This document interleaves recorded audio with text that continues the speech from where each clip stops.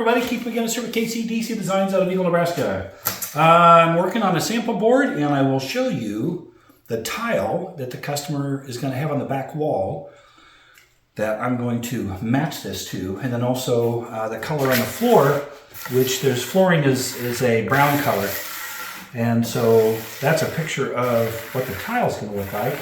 So I'm just putting down a, you can call it a grease coat, wash coat. And I'm only doing this just because it'll help the colors flow a little bit with this particular design. And I'm going to be using my trusty little notched bondo spreader, which is a bondo spreader that, you know, just pick a knife and or scissors. So I'm going to start out first by pouring out my Alumilite Black Dye. And you can see I'm putting that out in very, very thin ribbons. And then my white pearl with just resin, aluminum just resin, and then the brown sugar, which is a Stardust mica powder. That I want to pour out more in pockets because I want that to show up more randomly. All right, so we're just going to get all these colors melded in, and the cool part about this is absolutely nothing. It just kind of looks like a hot mess. That's what's cool about epoxy resin, because it's going to develop into something really, really cool. All right, let's go on. All right, now that I have my base colors in there, where I want them and the way that I want them, I've got the light areas where I want them, the dark areas where I want them. Now I'm adding the Alumilite Brown Dye, and that is absolutely a gorgeous color. And I like adding that in after the fact because it makes it stand out just a little bit more. And I'm putting it in the lighter areas because I really do want it to stand out. It's an absolutely gorgeous color. And then if you remember that blue tile that was the backsplash, so what I'm using, I have Real Teal, which is a Leslie's Creation mica powder, and then also Mermaid, which is a Resin Art mica powder. It's just really, really cool. And I'm just going to put that in some areas, and then I'm just going to kind of lightly meld that in with my hand. And then, as always, you want to kind of stand back, take a look at it, and make sure you don't have any colors kind of in an overwhelming area or fashion, if you will.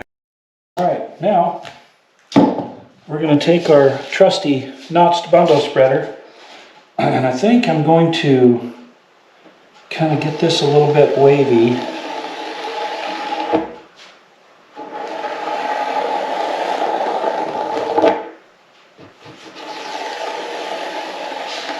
Because I'm also going to tilt this because I will be able to tilt the countertop.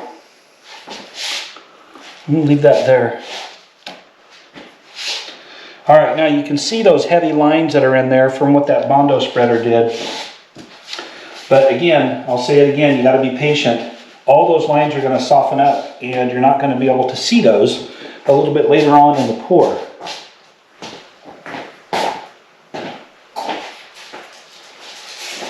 All right, so let's get it warmed up a little bit.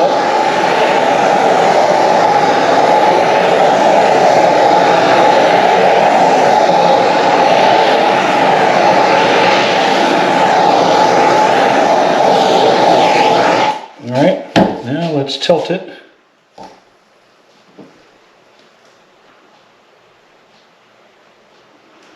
And when you tilt it, you don't want to tilt it too fast because you don't want those little fingers to show up. Okay, I'm going to come around the other side and we'll tilt it this way. Sorry, right in front of the camera. That one might pick some of that out. And tilting it just kind of gives it a natural movement. Can you see how some of those lines are starting to soften up now?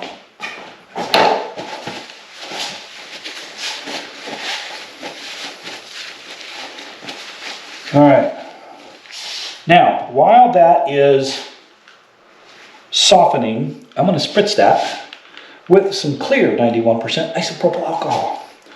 And we're going to kind of take this to another level. And I really don't want too big of drops. And as you can tell, I'm barely squeezing the trigger.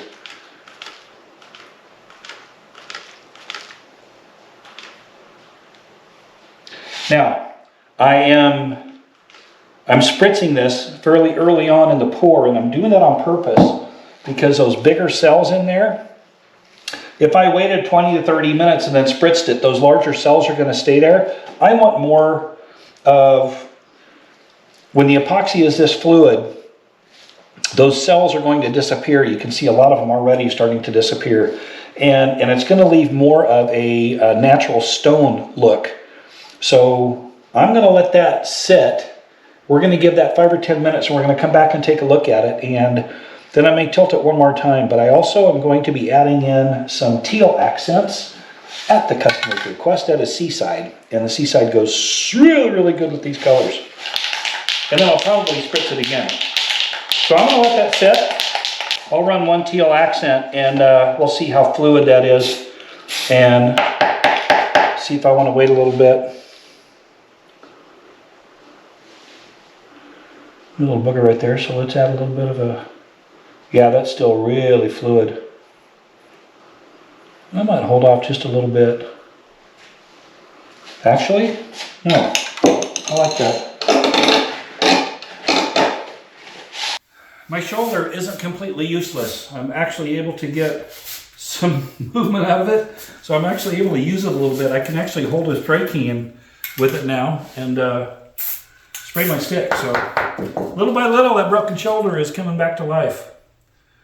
And that is a good thing. Ooh.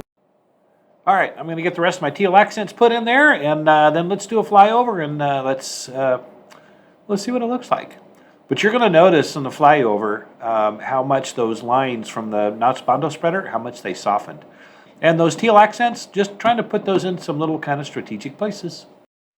I like it. We're going to leave it at that, and then I'll come back here in a little bit, and let's do a flyover right now, and then I'll do another flyover, and we'll see what it looks like in about an hour or so. I think this turned out really, really good. And a couple things to take notice of. For one, those lines that were put in there by the notched bondo spreader, how those have softened so much, and now it just kind of looks like layers in rock.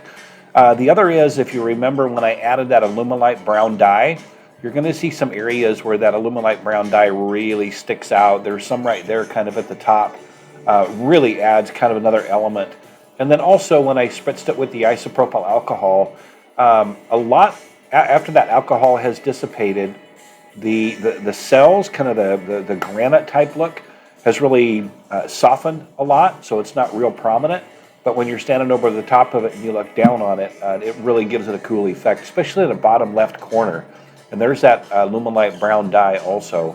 So I guess in my opinion, between tilting it, between running the notched bondo spreader through there, there's those teal accents.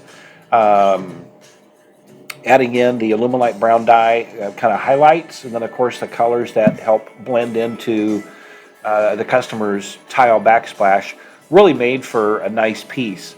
Now there are a total of either 6 or 7 total countertop pieces for this customer's kitchen, and they're all a straight run. None of them are going to be any L-shaped or any 90-degree angles, and so I will be able to tilt each individual piece to give it that same kind of authentic look, and I think it's going to look really, really good. So overall, I think the piece turned out really nice. I hope some of this was helpful. I really appreciate you watching my videos and supporting my channel.